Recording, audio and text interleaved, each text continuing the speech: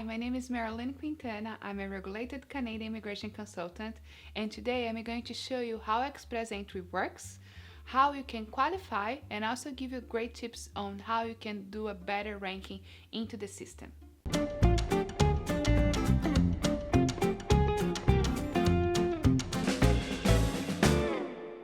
Please subscribe to our channel, click on the little bell so you can receive our notifications, and also feel free to send us comments, ideas, questions, and our team is going to be more than happy to reply to all your questions on the comments below. And I will start talking about the 4 most important requirements for you to qualify into Express Entry system. So the first one, and the most important, it is language proficiency in either French or English, right? So if you have what we call advanced level, or in other words, Canadian language benchmark level 9 or above, you probably have a very good score. Language is the most important skill to have and the one that will give you the most points, because when combined with education or combined with experience can give you up to 100 bonus points. So it's very, very important to focus on having what we call Canadian language benchmark level 9. So there are 4 different tests that are accepted in order for you to show your proficiency level: 2 in English, 2 in French. For English, you can do IELTS type general training or CELPIP general training. IELTS is available all over the world, so it's very easy to find. Now we have computer-based tests, which is great. I'm really recommending everybody to take the computer version because it's easier to write, it is easier to listen. So sometimes if you go on the paper base, it is just a speaker on the room and it makes it harder for you to understand. If you have the earphone, it's always easier to understand and perform better. CELPIP, it is a Canadian test, so it is more available in Canada. There are other countries like the Philippines, Dubai, New York that you can find the test, but it's not as easy to find as IELTS. And in my opinion, IELTS general training, if possible to do in the computer, it is the best option for you to perform well, especially also because IELTS not only having all locations but also has a lot of materials online. It is easier to find professors that can help you to improve your scores, so it's better to study, easier to achieve this course in my opinion. Okay, if you decide to take French, I don't speak French, but it's important for you to know that there is TAF as one test and TCF Canada as the other option.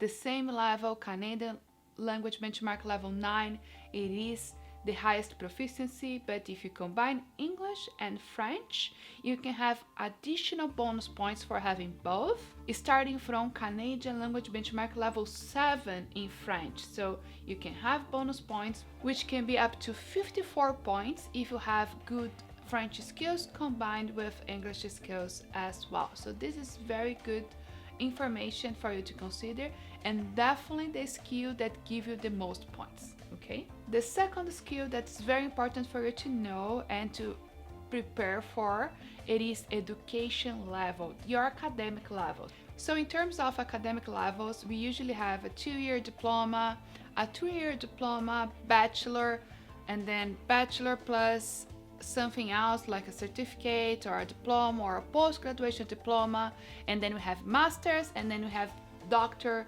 degree level or postdoctoral degree level. Okay, so if you want to have the highest scores, it is doctor level, which is not as common for the majority of people, as long as both are university level.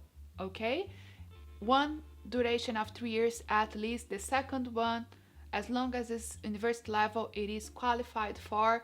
You have the bonus points combining education and language. So of course, if you have more than that, if you have masters, if you have doctoral degree or postdoctoral degree, you have the bonus points, and it starts from having 2 degrees or diplomas as long as one has 3 years duration. So some countries, for example US or even Canada, offers online options that you can do even in 6 months to have the second degree. So if you have a bachelor back home and you still need to come up with more points to qualify for express entry, then it is a good idea to consider studying. And if you don't have the time, or if you want to do the easier route, maybe you can even consider an online program. There are great options in US and Canada, for example, that you can study maybe 6 months and have a post-secondary degree from a North American institution that it will count points towards your immigration assessment. The third requirement that's very important as well, it is the age. Unfortunately, the older you are, less points you have. So if you are up to 30 years old, you have maximum points. This is great. That's a good time to apply. Doesn't mean that if you are a little bit above, you are not qualified at all. It's not that. It's just like every birthday after 30 years old, you lose 5 to 6 points depending if you're married or single.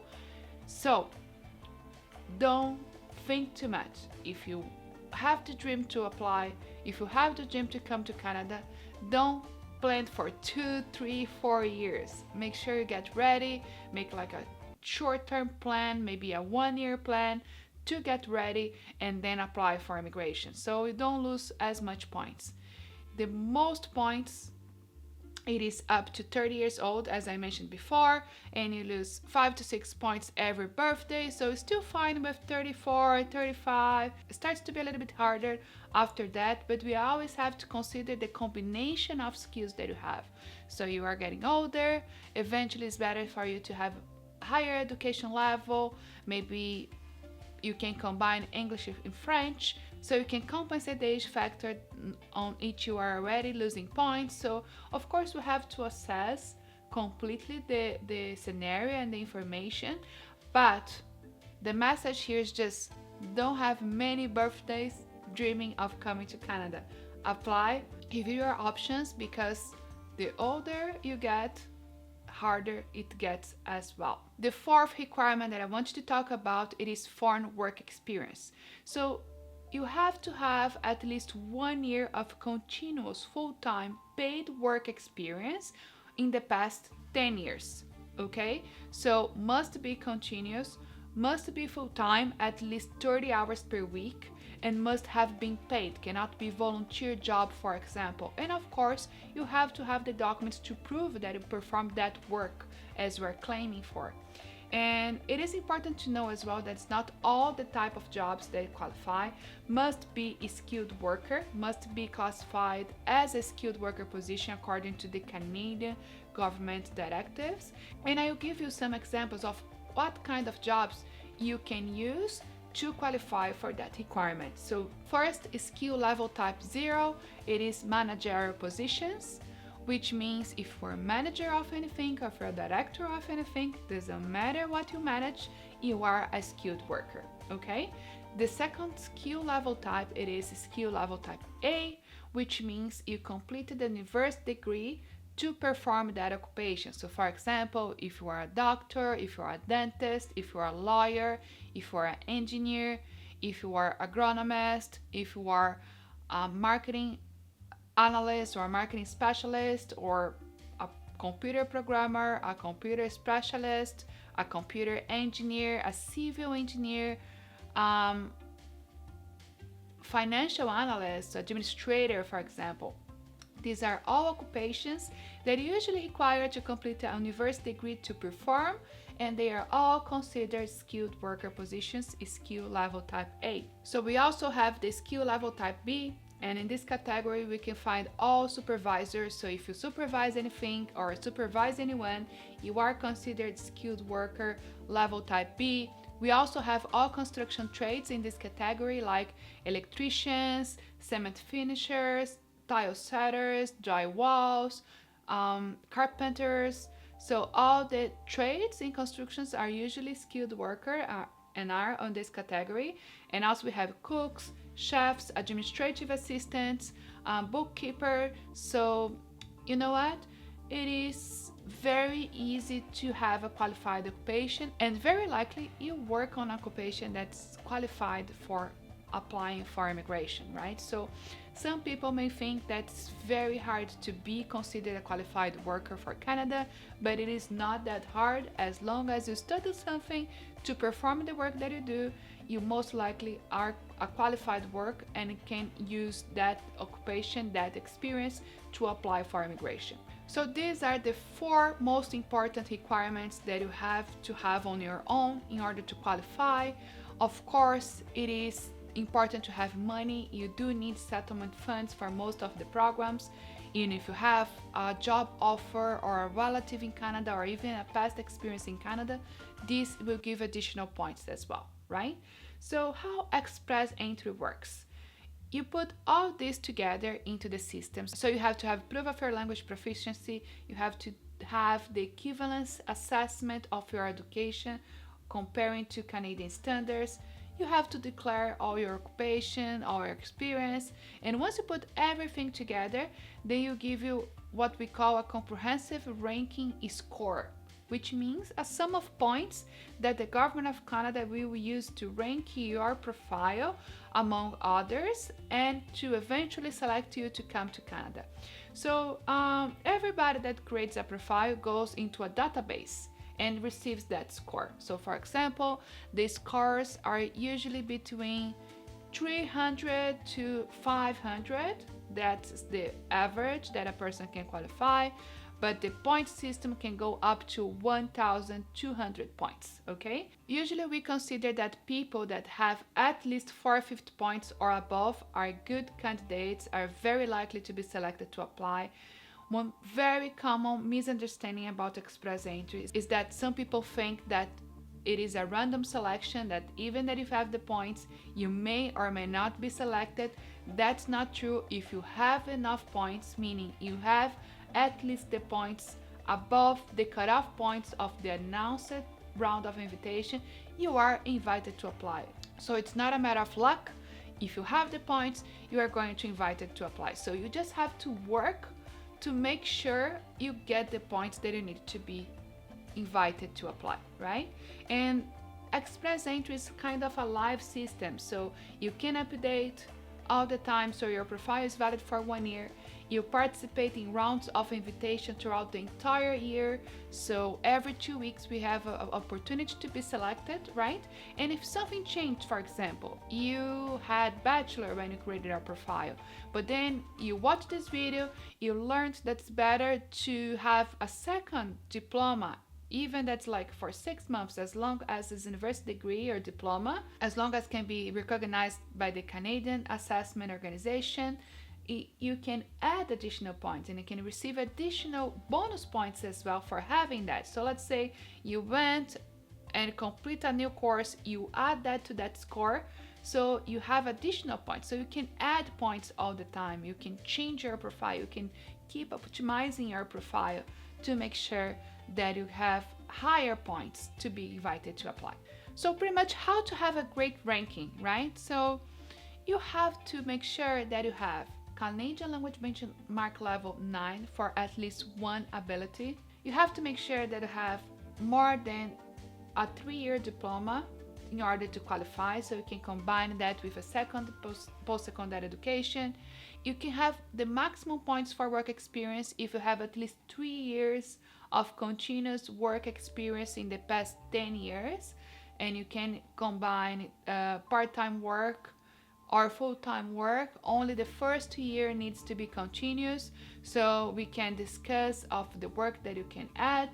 You can combine, for example, options if you have already, for example, good English skills, but for any reason you are not coming up with higher points as you expect. So regarding work experience, if you have 3 years of work experience, you have the maximum points. So if you don't have this match yet, you can still create your profile as long as you have at least 1 year, but it's a way as well to qualify and have higher points is to accumulate more work experience and update your profile accordingly.